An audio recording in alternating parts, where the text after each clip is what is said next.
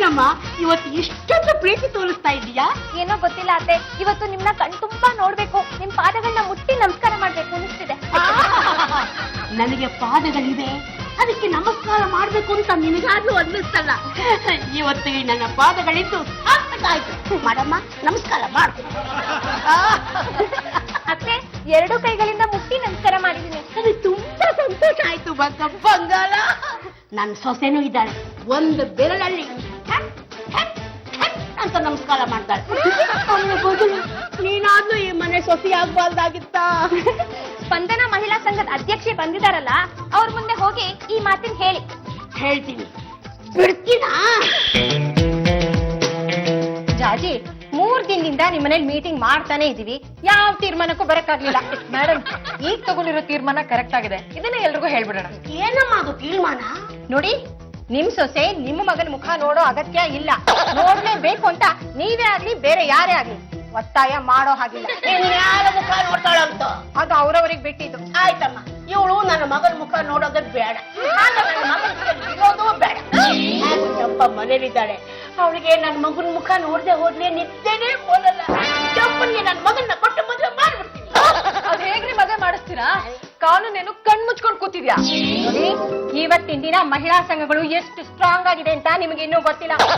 ಇವತ್ತು ಯಾರೇ ಆದ್ರೂ ಮಹಿಳೆಯರನ್ನ ಎದುರು ಹಾಕೊಳಕ್ಕೆ ಸಾಧ್ಯನೇ ಇಲ್ಲ. ಸುಮ್ನೆ ವಯಸ್ಸಾದ ಕಾಲದಲ್ಲಿ ಜೈಲಿಗೆ ಹೋಗ್ಬೇಕಾಗತ್ತೆ. ಧಿಕ್ಕಾರ ಧಿಕ್ಕಾರ, ಅಧ್ಯಕ್ಷರಿಗೆ ಧಿಕ್ಕಾರ, ಧಿಕ್ಕಾರ ಧಿಕ್ಕಾರ, ಅಧ್ಯಕ್ಷರಿಗೆ ಧಿಕ್ಕಾರ, ಧಿಕ್ಕಾರ ಧಿಕ್ಕಾರ, ಅಧ್ಯಕ್ಷರಿಗೆ ಧಿಕ್ಕಾರ. ಏನಮ್ಮ ಇದು? ನನ್ನೆಲ್ಲ ಒಟ್ಟಿಗೆ ಇದ್ದು ಇವತ್ತ್ಯಾಕಮ್ಮ ಧಿಕ್ಕಾರ ಹಾಕಕ್ ಹೋಗ್ತೀರಾ?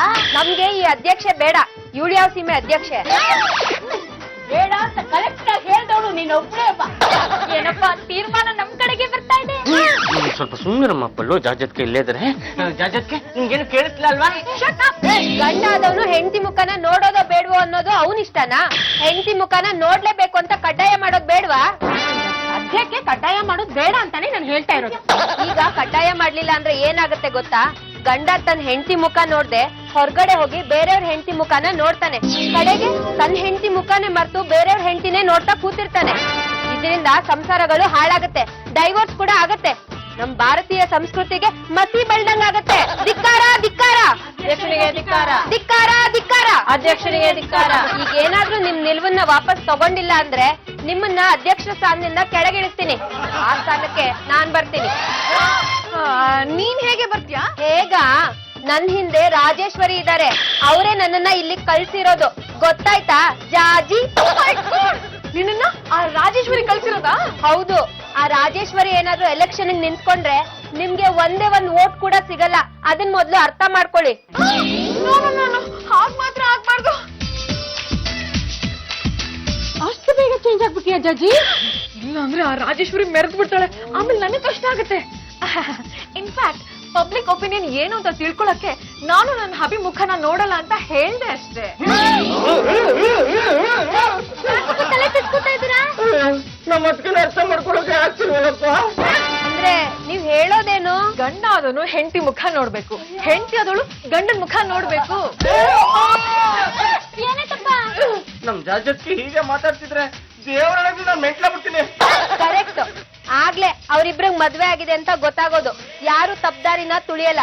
ಜಾಜಿ ಅವ್ರೆ, ಇನ್ ಮುಂದೆ ನೀವು ಕಡ್ಡಾಯವಾಗಿ ನಿಮ್ ಗಂಡನ್ ಮುಖನ ನೋಡ್ಲೇಬೇಕು. ಈ ವಾಕ್ಯ ನನ್ ಗಂಡಂಗೂ ಅಪ್ಲೈ ಆಗತ್ತೆ. ಅಂತೂ ನಮ್ಮ ಸಂಪ್ರದಾಯಕ್ಕೆ ಜಯ ಸಿಕ್ತು. ಒಂದ್ ವೇಳೆ ನಿಮ್ ಸೊಸೆ ಏನಾದ್ರು ನಿಮ್ ಮಗನ್ ಮುಖ ನೋಡ್ಲಿಲ್ಲ ಅಂದ್ರೆ ಅವಳನ್ನ ಆಚೆ ಹಾಕಿ ನಿಮ್ ಮಗನ್ ಬೇರೆ ಮದ್ವೆ ಮಾಡಿ. ಆ ಮದ್ವೆಗೆ ನಮ್ ಸಂಘದ ಸಪೋರ್ಟು ಇದೆ. ಏನಂತೀರಾ?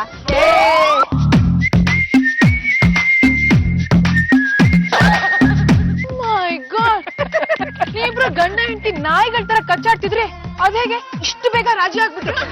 ಜಗಳ ಆಡಿದ್ರೆ ತಾನೇ ರಾಜಿ ಆಗೋ ಮಾತು. What you mean? ನಾನ್ ಪಾಂಡ್ರಂಗ್ ಕ್ಲೋಸ್ ಫ್ರೆಂಡ್.